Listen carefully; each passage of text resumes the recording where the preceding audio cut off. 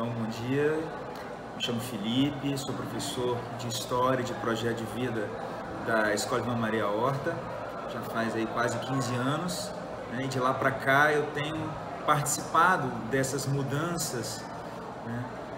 Na educação, seja no currículo, seja na questão da tecnologia na escola, nas metodologias. E hoje a gente tem um processo, né, que a gente está começando, que é um novo campo, né? Não é só usar a tecnologia e para expor uma imagem ou exibir um vídeo, mas agora a gente parte para um compartilhamento de ideias, uma interação maior entre professor e aluno, uma mediação do conhecimento, porque as ferramentas de busca da internet, elas substituíram os livros didáticos, o conteúdo está disponível 24 horas para qualquer um. Então, eu acompanhei essa mudança do professor como centro do conhecimento, e ele passa agora a ser um mediador desse conhecimento, né? Então, isso é muito importante ver que a gente vai se adaptando e melhorando até a nossa relação com o aluno. Então, essas novas metodologias, que essa tecnologia traz, né? O ensino híbrido, as metodologias ativas, elas possibilitam uma comunicação muito melhor e um aprendizado de professor e aluno. Às vezes o aluno sabe uma ferramenta, sabe um truque legal para, né, um aplicativo para dinamizar aquilo ali, o professor entra com a sua experiência, né, e ajuda. E o aluno, quando tem essa possibilidade de estar igual ao professor, né, nessa troca de conhecimentos, os dois têm conhecimentos para trocar, isso tem um ganho na sala de aula muito grande, um ganho na aprendizagem muito grande, na relação professor-aluno. Então a sala de aula fica mais dinâmica, mais alegre até, que é interessante, né? A indisciplina diminui bastante, porque aquela sala naquele padrão, todo mundo enfileirado, isso o aluno é do século XXI, estamos com uma nova geração, né? E temos que acompanhar isso. Dizer que não temos que acompanhar é ficar preso no passado que não nos leva a nada, né? Só traz mais repetição do mesmo. Então, acho que a gente pode aproveitar esse momento, né, de trabalhar, de conhecer, se aprofundar e de errar. Eu acho que é legal também. A gente não está com isso aqui pronto. Claro que a gente vai errar, vai experimentar, mas vai ser junto, vai ser um processo coletivo, junto, que eu acho que isso é bacana, né?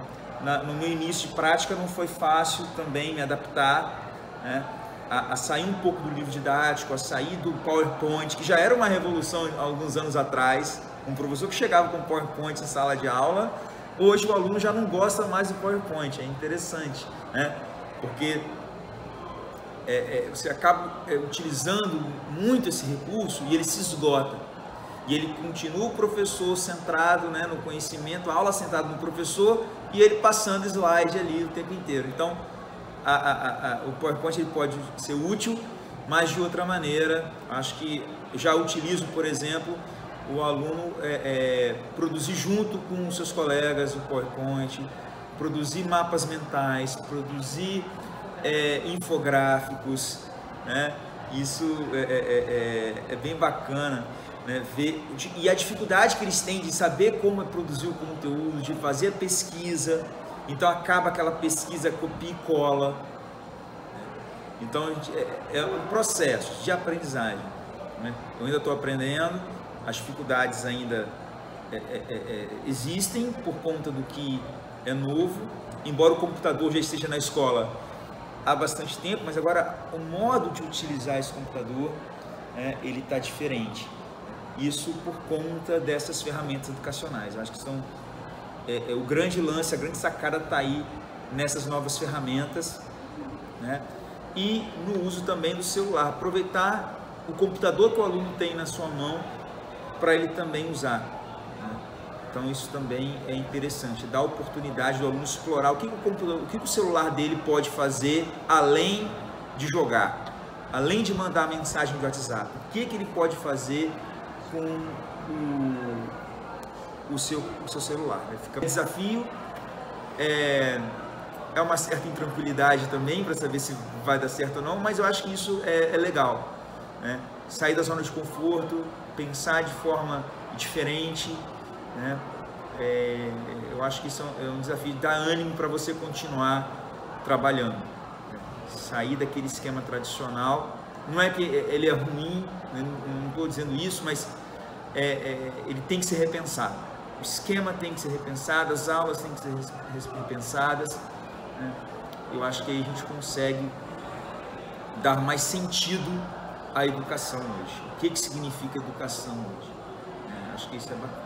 Falando sobre a questão dos Chromebooks, da chegada desses equipamentos, trouxe para a gente um novo sentido em relação ao que é um laboratório de informática.